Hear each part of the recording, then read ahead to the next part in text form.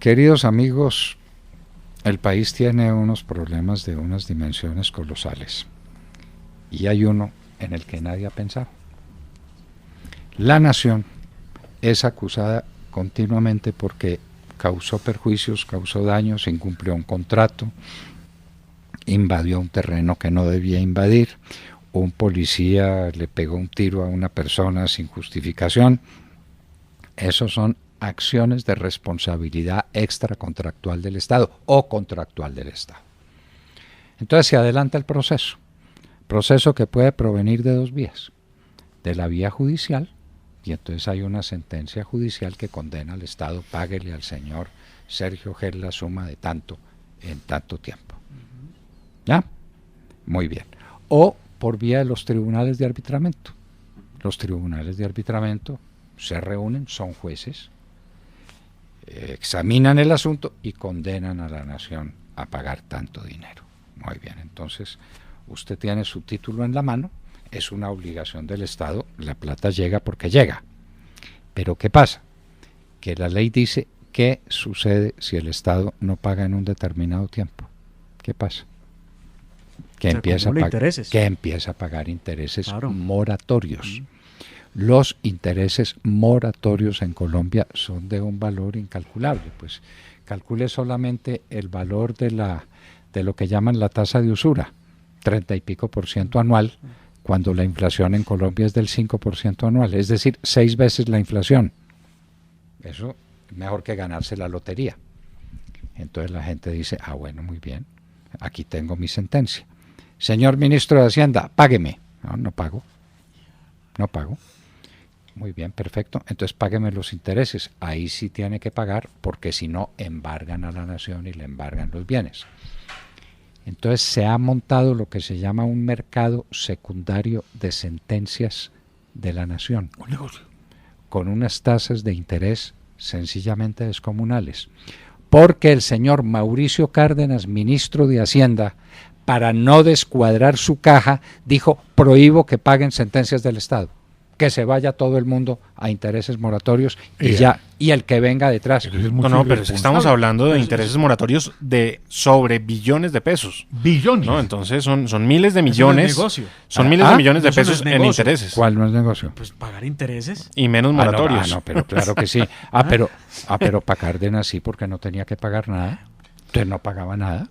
Mire, yo el año pasado escribí un artículo precisamente para Publicaciones Semana en el que hablaba de este tema, del problema de estos líos jurídicos en materia de infraestructura, y el último dato que tenía era un consolidado de 2016 en donde se veía que el 60% de los pleitos la nación fue derrotada y fue condenada al pago de casi 2,5 billones de pesos. Estoy hablando de 2016. Pero en contratos de infraestructura. En contratos de infraestructura. No más. Sí, solo en infraestructura. La responsabilidad extracontractual del Estado pasa por ahí de aire, como decimos los golfistas. Entonces, empieza usted a calcular intereses de esto. Entonces, a las personas que hacen cumplir lo que les pasa. Por ejemplo, con usted, cuando usted pretendió hacer cumplir algo, mandé ¿qué le pasó? Carta diciendo, señor, cumpla eso. Y entonces no lo cumplían y pagaban intereses moratorios del 44.5% anual en dólares. ¿Cómo le parece? Por Dios, inclusive hablé personalmente con el ministro, le dije, ministro, estamos consiguiendo plata al 8% anual de interés y usted está pagando el 44.5%. ¿Está loco? Sí. Y entonces terminaron por pagar. Entonces yo fui condenado por favorecer al Estado. Por favorecer al contratista. La acusación que me hicieron es que favorecía al contratista porque le quité semejante negocio de las manos. Por eso. Dígame, ¿quién no se apunta a un negocio donde el Estado le paga a uno el 40% o más de tasa de interés sobre un papel? No, pues la mejor inversión de todas. Bueno, eso es mejor que trabajar. ¿Qué título le da a uno ese rendimiento? El que ahora tenga una inversión del 6%, del 7%, está hecho. Sí. Está hecho. CDT está en el 3%. ¿En cuánto está un CDT hoy? Por ahí el 3%. El 3%. Muy bien. Entonces, póngale que alguien consiga un negocio del doble del CDT del 6%. Dígame dónde para ir a buscar el sitio. Ese es un genio. ¿Qué tal una tasa de interés del 35% anual en una sentencia condenatoria? Excelente. ¿Y sabe quién tiene ese dato? Y lo tiene bien tenido. El doctor Camilo Gómez. Camilo. El defensor judicial de la Nación. Sí, claro. Nuevo. Exactamente. Bueno, por lo menos, bueno. El nuevo. Ya comenzamos a tener, se empieza a despejar el camino. El camino, comienzan a verse cosas. Lo que pasa es que la pregunta que hay es, en medio de esta crisis fiscal, ¿de dónde va a salir la plata de todos modos para pagar estas? En todo caso, de donde salga es muy barata, Sergio. Ah, no, claro. Yo tomo un crédito. Así toma un crédito. Yo claro, me así endeudo internacionalmente por X billones de pesos. Y la pago y dejo de pagar intereses moratorios. Dejo de pagar, pues claro. dejo de pagar el 30 y pico % y pago el 6, Sí. el crédito se me paga solo. Sí, de acuerdo. Claro. De acuerdo. Bueno, pero Cárdenas... Pues menuda tarea la que tiene el doctor Pero Gómez. Cárdenas se nos convirtió en una cosa rarísima. Muy bien. Vamos, William, a precisar con Camilo Gómez otra vez. El año pasado ya hablamos con él. Fue una primera conversación. Pero vamos a hablar con Camilo Gómez para que nos cuente de qué tamaño es el mercado más inaudito que hay. Mercado secundario de sentencias incumplidas del gobierno nacional. Por fin llegó un tipo que le puso cuidado a eso. Bueno, ¿De pues verdad? es que antes quien cuidaba de eso era la señora del Tartufo. La señora de Maya Villarón. Que no había entrado. De un tipo que se robó un parque en Valledupar, como Muy lo bien. contó aquí el año pasado. Muy bien. Y después, el abogado prestigioso una penalista. persona muy querida, pero muy poco eficiente en su tarea, que fue el doctor Luis Guillermo Vélez. Y lo que dejaron fue una verdadera Luis Guillermo Vélez catástrofe. Cabrera. Sí, señor. La morosidad del Estado en el cumplimiento de las sentencias condenatorias. Entonces, ahora ya pues cumplir una sentencia, y yo tengo ahí un papel del Consejo de Estado donde dice que mi obligación como ministro era no pagar la sentencia, sino discutir con el dueño del crédito el valor de la tasa de interés. Pero qué horror. Tasa de interés que está prevista en la ley. ¿Y cómo le parece? Yo llegar donde uno vea, usted por ley puede recibir al 35. ¿Por qué no me negocia al 17? La carcajada que me sueltan. No, es innegociable. Dice, pues usted está loco.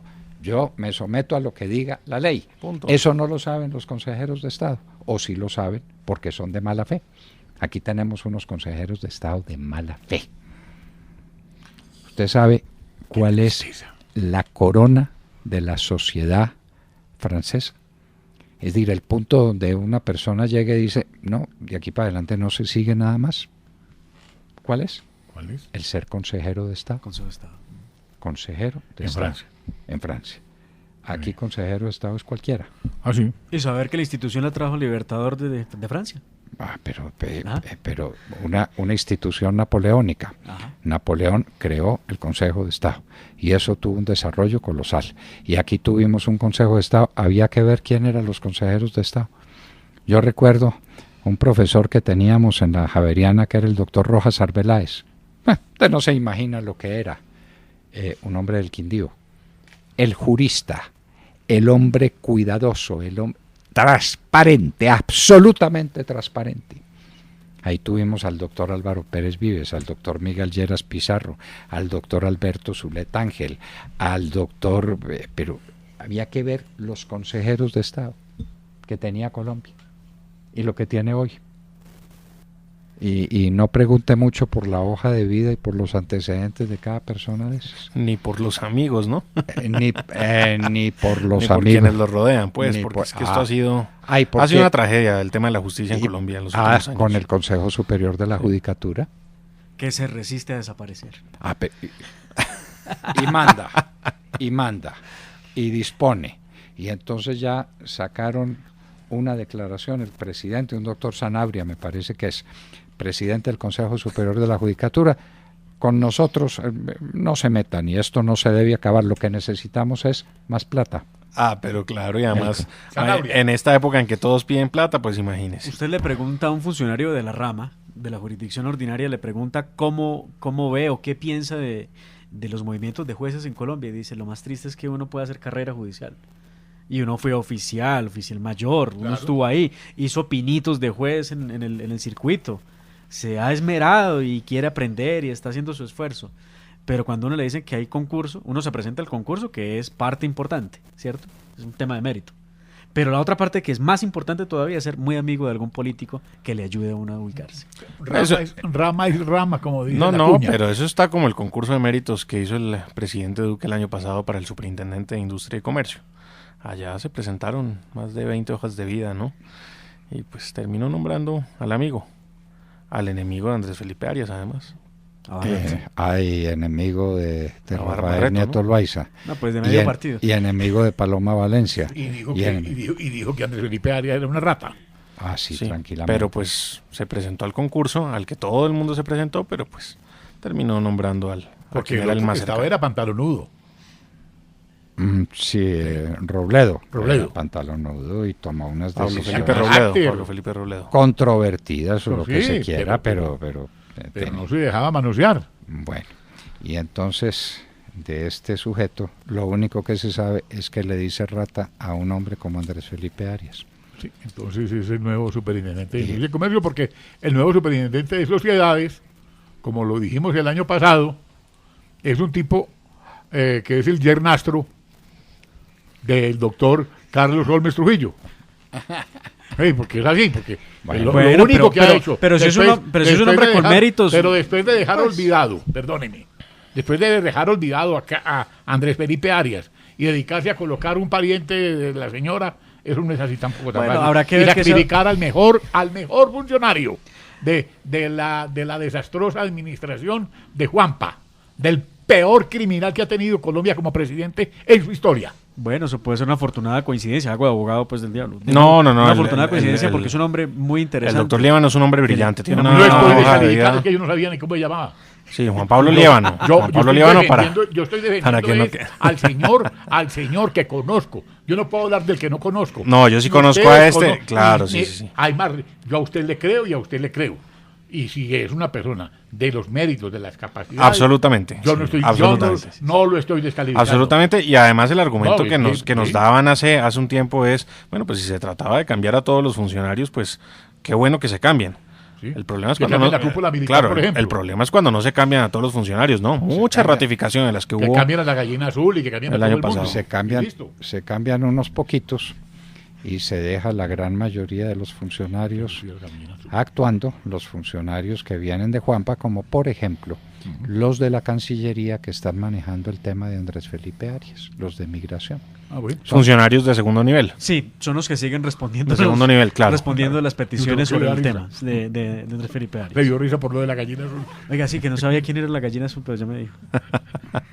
Después revela el secreto. Después, Sí, pues, cuando hagan el sancocho, No, revela cuando usted. vean por allá las fotos de los ministros, ustedes dicen, ve, sí.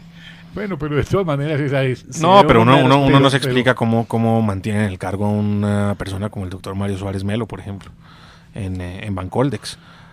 Fundamental. Ahí en Banco ¿no? estuvo Ahí se ese gran requiere hombre un que es cambio Miguel Gómez fundamental Martínez, también. que fue compañero de esta mesa de trabajo. Sí. Miguel Gómez. Un gran economista, ¿Eh? un hombre muy serio, un hombre muy capaz. William, hay muchas cosas para tratar al oído y una de ellas, que no es de poca monta, es el tema pensional. Sí, señor. Uy, Dios mío. Al tema pensional hay que echarle muela, porque tenemos una inmensa cantidad de compatriotas nuestros que no tienen pensión de jubilación ni tendrán ninguna posibilidad de conseguir una pensión de jubilación. Y otro tanto que están en ascuas sobre el gravamen que puede recaer sobre sus pensiones. Y a esto, doctor Londoño, se suma otro tema, y es pues quiénes están cotizando a la pensión en Colombia. ¿Cuánta gente lo está haciendo? ¿Cuánta gente? A ver, les hago la pregunta a ver si se acercan o no ¿Cuántos al número. millones de personas? 8. 8 millones. 8. De 22 que supuestamente trabajan, que ahí volvemos al ¿Y tema de la cuántos informalidad, ¿no? pensionados ¿Cuántos pensionados son? Buena pregunta. Porque ese sería el Buena tema pregunta. de equilibrio. Sí, ¿no? en Si este es un momento hay equilibrio. 8 millones de colombianos personas cotizando. a pensión Y que debier- están en la formalidad. Y debieran cotizar 22 solo de los que están en la formalidad. Esto quiere decir Y que los hay que 14 están- millones en la informalidad, ¿no? Muy bien. Y Al los menos. que están en la informalidad, entonces son otros 22 millones. Sí. Porque es el 49% de los informales. Sí. Y esos Sí, sí, no sí. están cotizando. Claro, no cotizan, ahí está la cifra de la informalidad. Y en realidad lo que tendríamos como empleo formal en Colombia es 8 millones de personas, porque los empleados formales son los que cotizan, los demás no. Bueno, ¿y ¿Según cuándo, el DANE o según...? Sí, ¿y según- cuándo nos van a contar El al DANE, oído? el DANE tiene que revisar, y perdón, yo les hago esta acotación, el DANE tiene que revisar, y sería muy bueno que se lo preguntemos al doctor Juan Daniel Oviedo la próxima vez que hablemos con él, revisar la metodología y el tema de cómo se está midiendo el desempleo en Colombia. Y la pobreza. Y sobre todo el desempleo, ¿cómo así que seguimos manejando en la estadística una cifra de personas que trabajan sin remuneración y cuentan como empleados?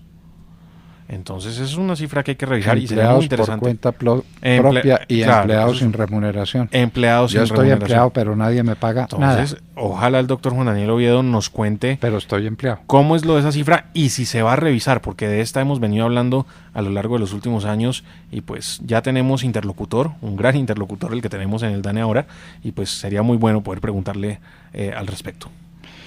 El tema pensional, el tema del empleo informal, el tema del desempleo, que es un tema pavoroso, el desempleo en el campo y el empleo informal en el campo.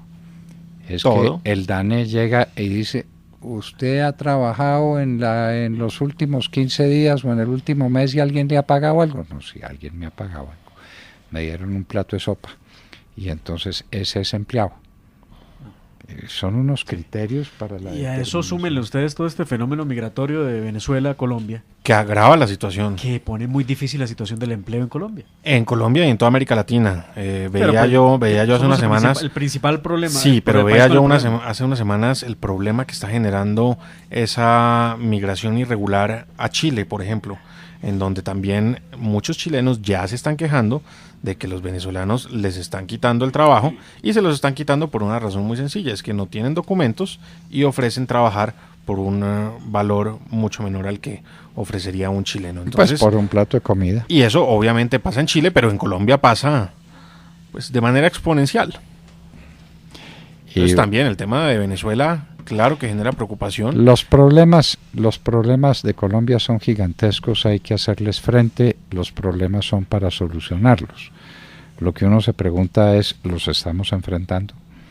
De todas estas cosas de las que hemos hablado, por ejemplo, sabemos que Camilo Gómez está haciendo una tarea, ya la hizo, determinar cuántas sentencias judiciales condenatorias contra el Estado existen, tienen vigencia y no se están cumpliendo. Y de ahí que ¿No? ¿De ahí qué? Urgir a Carrasquilla para que se consigan los recursos para pagarlas. ¿y cuánto vale eso? Es difícil. Sí, Camilo estamos hablando Gómez. de billones, ¿no? No, Camilo, toca endeudarse, estamos pero toca hablando pagarlas. de una cantidad de billones de pesos que dejó acumular el señor Cárdenas para no dañar sus cuentas. Cuentas de maravilla. ¿Qué A tal ver, la vaina? ¿dónde está el rubro de las sentencias? Ah, no, eso sí. ¿Y la cuál? responsabilidad de la rama dónde está? De la jurisdicción. Porque solo emite sentencias y condena y condena El y daño. condena. Y la responsabilidad frente al que demanda, como frente a la nación que tiene que pagar y no tiene con qué. El daño que le hizo Cárdenas a Colombia fue inmenso. La acción de cumplimiento. Bueno, queridos amigos, hemos estado pasando la revista a algunos temas esenciales de la realidad nacional, con la que vamos a tener que vernosla a lo largo del año. Sí, Y señor. que constituyen problemas que hay que enfrentar y que hay que resolver y que hay que superar. Y entonces la pregunta es, ¿tenemos un equipo de gobierno que esté consagrado a ellos? ¿Tenemos un equipo de gobierno suficiente para semejantes desafíos y que tenga voluntad para enfrentarlos? Sí, señor. El tema de las sentencias es así. Y esto significa un endeudamiento de este tamaño. Y vamos a tomar esta deuda y eso acaba con todas las cifras que teníamos sobre endeudamiento de la nación, ¿no es cierto? Pero pues así tiene que ser, porque aquí están las sentencias. ¿O qué? Vamos a dejar que se acumulen los intereses moratorios. No, que los sigan pagando porque los están pagando, los intereses moratorios los pagan y entonces no hay mejor negocio que ser dueño de un título que se llame sentencia de la nación y eso se negocia en el mercado como si fuera No, pues es que con como esos si fuera un intereses, bono un bono del Estado, como si fuera un teso, como si fuera sí, como cualquier título. Un bono de una entidad privada, bonos de Bavaria, o bonos del Banco de Bogotá, o bonos de cualquiera. Sentencias judiciales. Sí. Muy bien. Si la justicia es negocio, no es justicia, Bueno, es no. negocio. Y no hay títulos que Sí. tengan tal rentabilidad, ¿no? Bueno, pero Si no son estas ¿qué sentencias. negocio puede haberlo que tenga semejante rentabilidad? Bueno, mi querido William, hablábamos con ustedes. Ha habido.